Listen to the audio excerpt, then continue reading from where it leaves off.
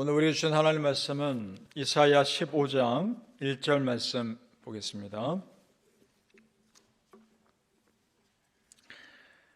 구약 성경 이사야 15장 1절 말씀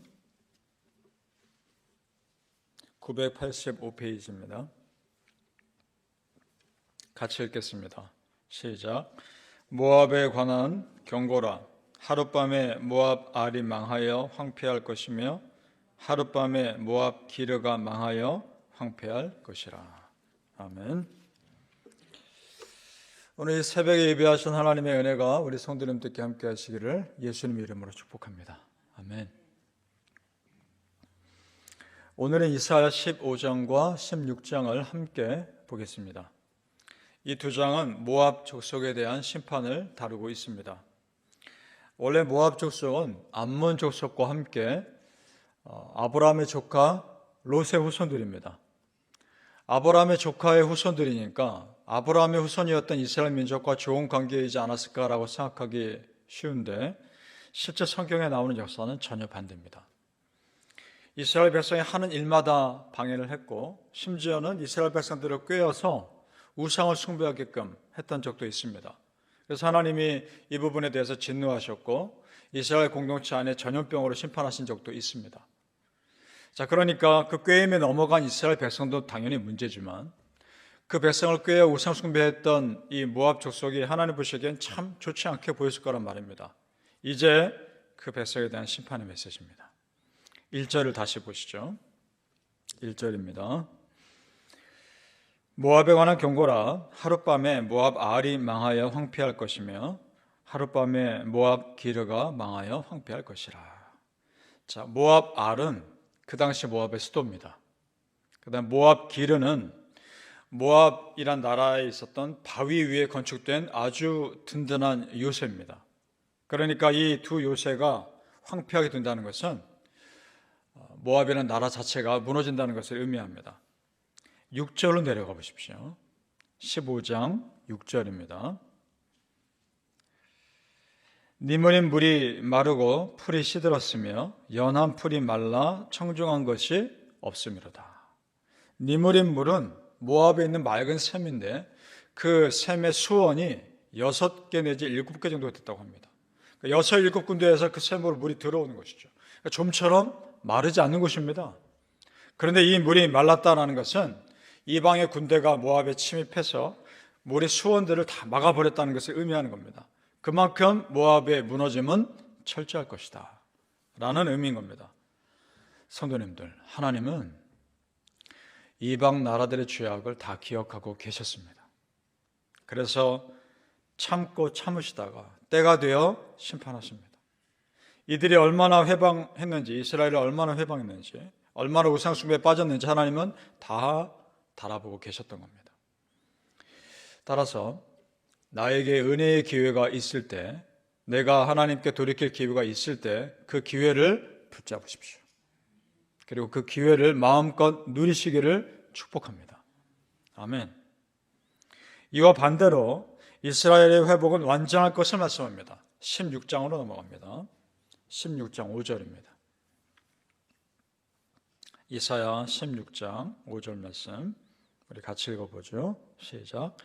다윗의 장막에 인자함으로 왕위가 굳게 설 것이요 그 위에 앉을 자는 충실함으로 판결하며 정의를 구하며 공의를 신속히 행하리라. 아멘. 모압 나라는 무너진 반면 이스라엘의 왕권은 다시 견고하게 설 것이다, 이 말입니다. 이 말씀은 앞으로 다윗의 후손으로 오실 예수 그리스도의 영원한 왕권을 상징합니다. 자, 따라 성도님들, 우리가 이 15장 16절을 보면서 실제 이스라엘에서 일어난 역사이기도 하지만 영적으로도 해석해야 합니다. 어떻게 하느냐? 하나님 백성을 끈질기게 미혹했던 사단의 세력이 언젠가는 반드시 무너질 것이다 라는 겁니다. 그리고 영원한 왕으로 이 땅에 오실 예수 그리스도께서 하나님 나라를 견고하게 세우실 것을 말씀하는 겁니다. 믿습니까? 그날은 반드시 옵니다. 세상의 힘이 강력할 것 같고 영원할 것 같으나 하나님 앞에서 언젠가는 무너질 것입니다. 하나님께 복종할 날이 올 겁니다. 따라 성도님들, 잠깐의 시련이 있어도 절대 믿음 떠나지 마시고 세상과 어떤 타협도 하지 마시고 여러분 믿음 끝까지 지키시기를 축복합니다. 아멘. 지금 이 말씀을 우리 삶에 적용해 보죠.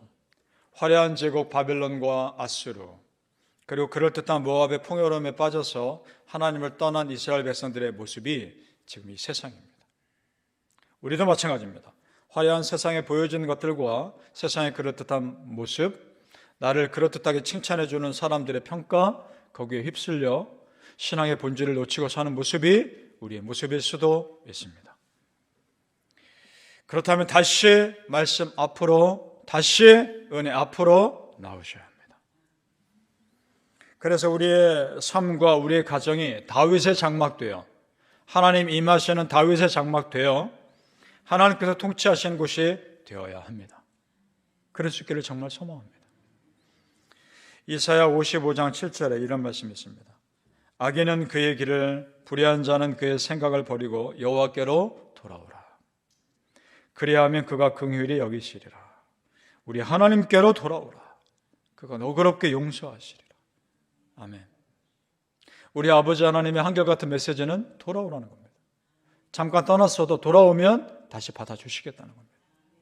바라기는 성도님들, 세상에서 세상의 마음을 빼앗겼다면 다시 하나님께로 마음 돌이키시고 그 아버지 하나님의 품어주시는 하늘로부터 오는 은혜를 사모하시기를 예수님 이름으로 축복합니다. 아멘. 자, 그렇다면 모압의 패망의 원인을 자세히 보죠. 그 원인은 하나입니다. 교만입니다. 그러니까 모압이라는 나라는 하나님이 싫어하는 두 가지를 역시 범하고 있었습니다. 첫째는 교만이에요. 둘째는 우상숭배입니다. 하나님 참 두 가지 정말 싫어하십니다. 6절 말씀 다시 보시죠. 이사야 16장 6절 우리 같이 읽어볼까요? 이사야 16장 6절입니다. 시작. 우리가 모압의 교만을 들었나니 심히 교만하도다. 그가 거만하며 교만하며 분노함도 들었거니와 그의 자랑이 헛되도다. 아멘. 성경에서 모압에 대한 평가는 심히 교만하도다. 이 한마디 말, 이 말에 이미 다 들어있는 겁니다. 교만이 무서운 이유는 하나님의 자리에 내가 앉는 거 아닙니까? 그 말은 곧 내가 하나님이 되는 겁니다. 그래서 무서운 겁니다. 모압이 이런 교만에 빠진 이유는 그 나라가 가지고 있던 자연적인 환경과 풍요로움 때문입니다. 곳곳에 수온을 가지고 있는 강들이 흐르고 있었고 곡물이 풍요로웠습니다. 그러니까 성경 룻기에 보면 가나안 땅에 가뭄이 들었어도 그 나오미 가족이 모압 땅으로 이민 가지 않습니까? 가뭄을 피해서. 모압은 그렇게 풍요로웠던 곳입니다. 자, 그런데 그 풍요로움의 결과가 교만이라면 그 풍요로움은 축복이 아닌 겁니다. 가난함의 결과가 하나님 앞에서 겸손이라면 그 가난함은 축복의 통로일 수 있는 겁니다. 성도님들, 우리의 삶의 중요한 기준은 하나님을 잘 믿느냐 잘 믿지 않느냐인 겁니다.